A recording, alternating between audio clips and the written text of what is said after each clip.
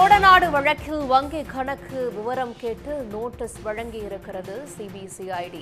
Cyan உள்ளிட்ட 12 பேரின் வங்கி கணக்கு பரிவர்த்தனை விவரங்களை கேட்டு சம்பந்தப்பட்ட தேசிய வங்கிகளுக்கு நோட்டீஸ் அனுப்பப்பட்டுள்ளது.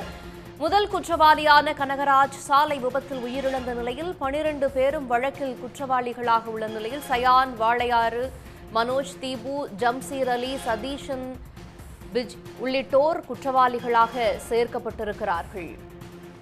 விவரங்களோடு எமது செய்தியாளர் சிவசாமி இணைகிறார். சிவசாமி, சிபிசிஐடி வங்கி கணக்கு விவரங்களை கேட்டு நோட்டீஸ் அனுப்பியிருக்கிறது. இது பற்றிய விவரங்கள் என்ன?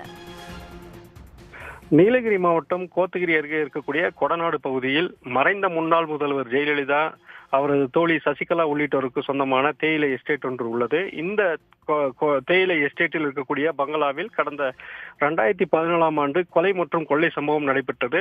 இந்த சம்பவத்திற்கு மூளையாக அவரது ஜெயலலிதாவின் முன்னாள் கார் ஓட்டுநர் கனகராஜ் செயல்பட்ட நிலையில் சம்பவத்தை தொடர்ந்து ஓரிரு நாட்களில் அவர் சேலம் அருகே சாலை விபத்தில் உயிரிழந்தார். அதனைத் தொடர்ந்து அவரது கூட்டாளிகளான சயான், வாளையார், மனோஜ் உள்ளிட்ட 10 பேர் கைது செய்யப்பட்டனர். இந்த வழக்கு விசாரணையை தொடக்கத்தில் சூலூர் மட்டம் போலீசார் மேற்கொண்ட நிலையில் அதற்கு அடுத்ததாக தனிப்படை போலீசாருக்கு விசாரணை மாற்றப்பட்டது.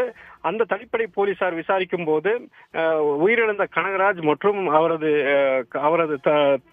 சகோதரர் தனபாலுக்கும் அவரது உறவினர் ரமேஷ் என்பவருக்கும் தொடர்பு இருப்பது கண்டறியப்பட்டு அவர்கள் இருவரும் குற்றவாளிகளாக சேர்க்கப்பட்டனர். தற்போது இந்த வழக்கை பொறுத்தவரை 12 பேர் குற்றவாளிகளாக சேர்க்கப்பட்டு உள்ள நிலையில் தற்போது சிபிசிஐடி போலீசார் இந்த வழக்கை விசாரித்து வருகின்றனர். இந்த நிலையில் அந்த சிபிசிஐடி போலீசார் அந்த வழக்கில் குற்றம் சாட்டப்பட்டவர்கள் மற்றும் அந்த வழக்கிற்கு சாட்சியாக சேர்க்கப்பட்டுள்ளவர்களுடன் தொடர்ந்து விசாரணை நடத்தி வருகிறார்கள்.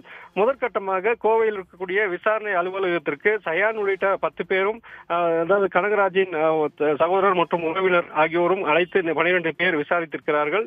இதனைத் தொடர்ந்து அவர்களிடமிருந்து வங்கி கணக்கு சம்பந்தமான விவரங்களையும் சிபிசிஐடி போலீசார் பெற்றிருக்கிறார்கள். அதனைத் தொடர்ந்துதான் தற்போது இந்த வழக்கின் முதல் குற்றவாளியான சயான், வாளையார், மனோஜ், தீபு, ஜம்சீர் அலி, சதீஷன், பிஜின் குட்டி, உதயகுமார், மனோஜ் சாமி, சந்தோஷ் சாமி, ஜித்தின் ஜாய் ஆகியோருக்கும், அதே போல கனகராஜின் சகோதரர் தனபால் மற்றும் உறவினர் ரமேஷ் ஆகியோரின் வங்கி கணக்குகள் இருக்கக்கூடிய வங்கிகளுக்கு அவர்களது, அதாவது இந்த சம்பவம் கொலை கொள்ளை சம்பவம் நடைபெற்ற 2017ஆம் ஆண்டு ஏப்ரல் மாதம் 23ஆம் தேதி முதல் தற்போது வரை அவர்களது வங்கி கணக்கில் நடைபெற்றிருக்கக்கூடிய பண பரிவர்த்தனைகள் குறித்த விவரங்களை வழங்குமாறு நோட்டீஸ் அளித்து அந்த வங்கிகளுக்கு நோட்டீஸ் அனுப்பியிருக்கிறார்கள். அதே போல அவர்களது குடும்பத்தினர் மற்றும் நெருங்கிய உறவினர்களின் வங்கி கணக்குகள் விவரங்களையும் சேகரித்து அந்த சம்பந்தப்பட்ட வங்கிகளுக்கும் தற்போது சிபிசிஐடி போலீசார் அந்த வங்கி கணக்கு பரிவர்த்தனை விவரங்களை வழங்குமாறு நோட்டீஸ் அனுப்பியிருக்கக்கூடிய தகவலானது தற்போது வெளியாகி இருக்கிறது. விவரங்களுக்கு நன்றி சிவசாமி. உடனுக்குடன் செய்திகளை தெரிந்து கொள்ள சன் நியூஸ் பெல் ஐகானை கிளிக் பண்ணுங்க.